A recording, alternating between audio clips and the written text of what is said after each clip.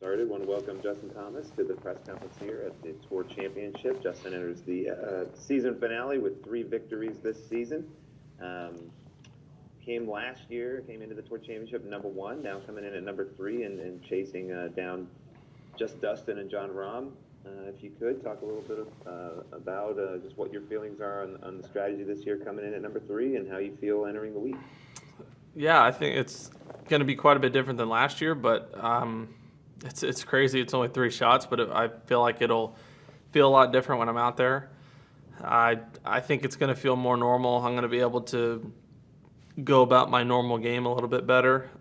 I think I just need to not get as wrapped up in as everyone scores as opposed to just me playing golf and playing this place as well as I can, because it is a place that I have played well and I do really like, and I need to not play defensive and when I have the opportunity to make some birdies, try and do it. Thanks a lot. Just a reminder to the media, if you can type in the chat function that you have a question, we'll call on you. First question comes from Doug Ferguson, Associated Press. Morning, champ. How you doing? Hi, Doug. So the guys that and take yourself out of the equation for a minute, but for those who are starting 10 shots behind, how would you handicap their chances, and do you find it to be doable? It's doable. It's not very doable, but it is. I think it'd be one thing if they were 10 back of one person, but there's 25 people ahead of them. I think, and that's the hard part. It's I think if you gave me at even par and you gave X player at 10 under par and it was just us two, I think I'd have a better chance of catching him, because he's going to be playing to me as opposed to just playing to play. Whereas DJ won't be looking at the people at even par, because there's people at 1, there's people at 2, there's people at 3, 4, 5, etc. So, but it's weird because if you don't have a good Friday this week, if you don't have a good first round, then realistically your chances are probably out. But at the same time, when you came in 25-30 in the FedEx Cup, you knew that you had to have a lot of things happen and go your way for you to have a chance. Do you think, this is kind of hypothetical, but do you think if we have that year where let's say 1 through 6 just have a pretty middling week, and someone down at that spot lights it up for the week and wins the FedEx Cup, do you think he will be perceived differently as a fluke winner or an undeserving winner compared with if one of the top guys had won? I mean, you can say what you want, but he definitely will from somebody. That's just the fact of the matter. And but at the end of the day, there's been plenty of teams that have won Super Bowls and World Series and NBA championships that aren't deserving, people would say, or aren't the best team. But at the end of the day, what's that? Nothing. What's that? Well, you can't really talk about Alabama. I don't know if Oklahoma is really much in a place to talk, but that's for another time, Doug. Yes, absolutely it is. But it's just the way that it is, and it is, it would be a bummer. You could have an instance where someone wins 9-10 times in a season and gets sick this week, or rolls an ankle and then finishes 20th or 30th, and that would be unfortunate, and that I don't think is deserving. But at the end of the day, it is what it is, and we know that coming in, and you just need to perform well at the Tour Championship to win, and that's the end of it. Thanks. I'll hang up in shame. Next question comes from Steve Zaniglio, USA Today. Steve? Justin, a couple for you. What do you like about this golf course? Why do you like it so much? I just love it because it's right in front of you and it's fair. It's similar to last. It's very, very different to last week, but it's similar to last week in terms of if you hit the fairway, you can make birdies, but if you don't hit the fairway, you're busy trying to make par. And I absolutely love golf courses like that.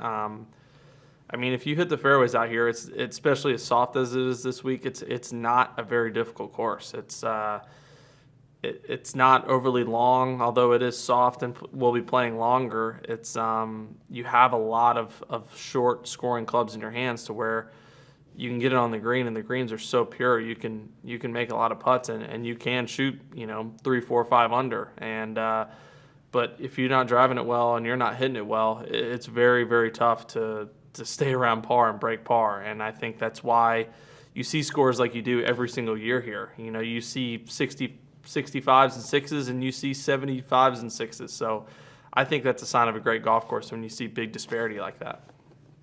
Okay, and you could take me back. What does it say about the PGA Tour that since the restart after the 13-week break, you guys have continued to play week after week after week after week, travel in this country, hasn't been a work stoppage, while other leagues have struggled at various times. What does it say about what you guys have done to get from Colonial to here? I don't think there's really a word that I can say or really anything I can say to describe how impressive it is. I mean, the tour had a great plan in place, but most importantly, they stuck to it, and we stuck to it. Everybody did everything that they could. We obviously had some little things kind of go on there at the beginning of the restart, but it was a team effort. It's not like, Commissioner Monahan could just say, all right, guys, everyone needs to do this, and then it's done. It's all going to happen. Everyone needs to do their part. And that includes the tour officials, the staff, the workers on the grounds of the tournaments, the caddies, the players, the people in the bubble, the trainers, the physios. Everybody needs to do what they are told and what they should be doing because it's a selfless decision. You can't do stuff that's going to benefit you that could jeopardize the entire tour, and everyone's done an unbelievable job of that. And to make sure that we're here in Atlanta this week, and it really hasn't even been a question if we were going to get here or not since we've started. And I think that's extremely impressive, and I know that all of us are very happy, and it feels very normal, and hopefully we'll continue to do it. Thank you, sir. Mm-hmm. Thanks, Steve. Next question comes from Ben Gadlick with the PGA Tour. Ben? Hey, Justin. I was just wondering, from tee to green, what makes the par 5 18th here at East Lake a unique closing hole? Hitting the fairway is huge. I mean, if you hit the fairway, it's a very, very good birdie opportunity. I mean, pretty much everybody can get around the green in two, barring a big headwind. But yeah, it's just you get the ball in play, and you can either get it on the green or around the green, a place where you can get it up and down. But if you miss the fairway, then you're dealing with, do I have a good enough lie to get it over the water? And then, okay, if I can get it over the water, can I keep it short of the bunkers? Or do I have enough control to know where it's going to go to leave myself a good number? So it's very similar to a lot of holes out here where if you get the ball in play, it's in front of you. It's not terribly difficult, but if you get it out of play, you just need to be smart to make sure you don't compound any mistakes. Cool. Thank you. All right, Dan Moriarty from CNN, you're next. Good morning, Justin. Thanks for doing this. Yeah. The top 3 players in the world rankings mirror the FedEx Cup standings entering the Tour Championship. How do you feel your game is trending in these playoffs to see you win another FedEx Cup title come Monday? I've had a good couple days of practice this week. I mean, I definitely haven't played well in the playoffs. I mean, for my standards, I've struck the ball, I would say, poorly. Boston was tough because the scores were so low to where if you're not fully on, you have to shoot 64 or 5 every day just to hang, and shooting a couple under isn't really going to do it at a place like that. And I had a hard time reading the greens in Boston, and then I kind of wasn't hitting it close enough to make anything in Chicago, so I really haven't played very well the first 2 playoff events. I felt like I played a lot better on Sunday, and had a nice day's rest on Monday, and good work in Tuesday, good work in yesterday, to where I feel like I'm getting a little bit better because I know I don't need to play my absolute best to win this tournament and to have a good chance. I need to just manage my game better and just get my dispersion tighter and just be a little bit better, because I know this golf course, you don't have to be perfect to play it well. You just need to manage fight out here, if you will. So I think that's a big thing for me this week, is just kind of getting those loose shots a little tighter to where, I'm not making as many bogeys, to where I, maybe instead of going in the left bunker, it's on the left side of the green, or instead of going in another fairway, it's just maybe just in the edge of the rough kind of thing. So that's something I've been working on these last couple of days to try to get myself in better shape. And what would it mean to lift another FedEx Cup title come Monday for you? Yeah, it would mean a lot. It's not really something I could probably put into words, and hopefully I'll be able to tell you on Monday what it feels like. But I got a lot of golf to go between now and then. I know that I have a great opportunity and I'm in a great position to do so, but at the end of the day, I need to go out and execute better than I have been lately, because if I play like I have these last 2 weeks, I just don't think it'll be good enough, to be perfectly honest. So I need to really focus in and get everything going. But it would be a great honor. But again, have a lot of golf to go and a lot of good players to beat to do that. Thank you. All right, we've got about 4 more questions. Next one's from Brian Wacker with Golf Digest. Brian? Hey JT, take this week out of it. Who's your player of the year? Me. Pitcher vote. Perfect. Secondly, going back to what Steve had asked you about the pandemic, 2 things to that. Was there ever a point where you wondered that you guys would get to this point as successfully as you did? And secondly, did you ever get a sense that maybe guys stepped up their efforts, particularly after the first few weeks and so forth? I think so. I think, I guess, what was it, kind of around the Hilton Head Travelers areas where we had, kind of, I mean, for us it was a spike. It was just a couple, but which is just a huge testimony itself. But or testament itself. But I think that I just think that was kind of an eye-opener for everybody. It was like, okay, we can't just go live our normal lives. We can't just go do what we want. Kind of like I said to Steve earlier, is that it's bigger than you. It's bigger than it's the entire tour. And once people, I think, started realizing it and could grasp the idea that I'm making decisions not for myself. I'm making it based for the tour so that everybody can continue to play. It's not just so I can continue to play golf. It's so every single person that wants to tee it up on the PGA Tour the rest of the season, if everyone wants to do that, then maybe I don't go to this place that has a lot of people. Maybe I don't go on this vacation that I wanted to go on because I know that it could be risking something. And obviously I don't know what everyone did in their off time, but whatever it was good. And I'm like I said earlier, I'm very proud of the tour and everybody involved to make sure that we've gotten here, because it really, really says a lot, and it's quite an accomplishment in itself. Great, thanks. Yeah. All right, 3 more questions. Next one comes from Bob Harrod with ESPN. Bob? Great, thanks, Justin. When you won the FedEx Cup, in the immediate aftermath of that, obviously in the heat of the moment, your first emotions were to be upset about not winning the actual tournament. That's not a case that really can't happen anymore. And I'm wondering if, from your standpoint, that's better, that it's just one winner and you don't have to worry about juggling both.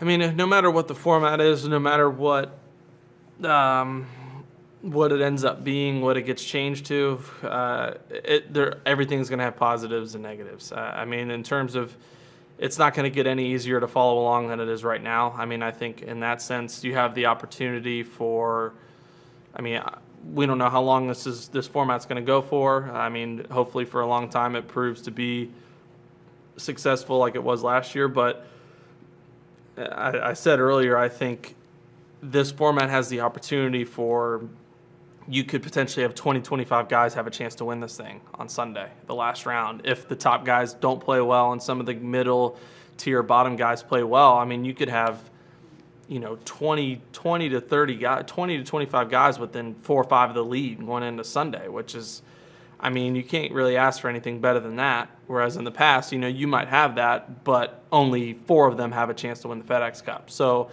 that part about it is cool. Would it be nice to win a tour championship as well if you don't win the FedEx Cup? Yeah, but at the end of the day, this is, I think, a great change, and I would think it's a lot better if I'm holding the trophy on Monday. But it's that is what it is, and yeah, I mean, you're always gonna have positives and negatives from somebody, no matter what the format is or no matter what the changes are. But I mean, we're only on year 2 of this, so we definitely need to at least give it a little bit of a chance and time before we make too many comments on it. But I think, last year proved that it's a good change. Appreciate it. Thank you. Okay, two more. Steve Humber from Atlanta Journal-Constitution. Steve? Yeah, excuse me. Hi, Justin. You're hardly in the need to give Dustin any advice, but you're the only one with any experience at playing with this lead on Thursday. Now that you've done it, what do you think is the best approach, and any mistakes that you might have made with it last year? Yeah, Steve, without being disrespectful, I really don't feel like saying that because I don't want to give him any advice or things that I wish I would have done better. Yeah. Well, generally, what is that experience? What was that? How did you find that experience? It was tough. Yeah, it was different. That's the best way to describe it. Is there's nothing that we could simulate or that we've done that is like teeing it up on when you put your tee in the ground in the first round. You start at 10 under and everyone's behind you. There's nothing that you can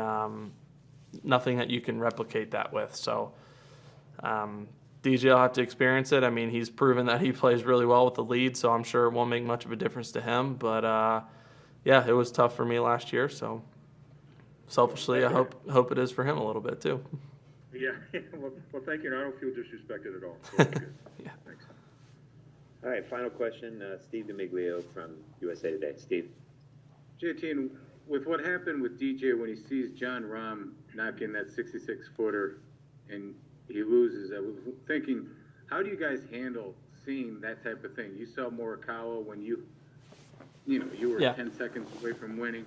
How do you handle that?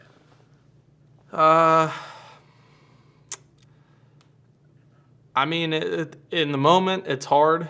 And luckily, it was, for me, he made his putt on top of me, and I still had a chance, whereas, DJ missed his, and then the tournament was over just like that when he was looking like he was in better shape because, I mean, it was a ridiculous putt that John made, but he was in a scenario. I mean, DJ had to be thinking DJ's probably thinking, if I two-putt this, he's gonna have a chance to win the tournament because where Rahm was, it was virtually impossible without hitting the hole, virtually impossible to get it within 2 or 3 feet. So he was going to have to mark, and he was going to have some kind of putt for par. And I think John even said it in an interview that he was just really trying to get it in a place to where he can make a par and go to another playoff. And that's the things that happen, though, when you win. I mean, you saw his drive on 15. It went in the trees and kicked out, and he made birdie. It's what happened to me in Memphis. I mean, I pull hook to 5-wood and hit the cart path, went over the bridge, and I made birdie. It's like that stuff happens when you win. You make putts like he did in that playoff when you win.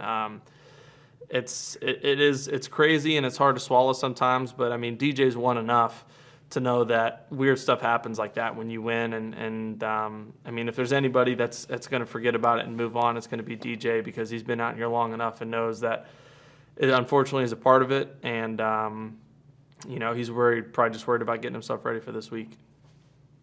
Perfecto. Thanks, big man. No problem. All right, Justin, thanks for giving us your time, and good luck this week. Hopefully see you on Sunday. Monday, but thanks, Reimer. That too. See you. Sunday would be nice. I'll see you any day. See ya. You guys.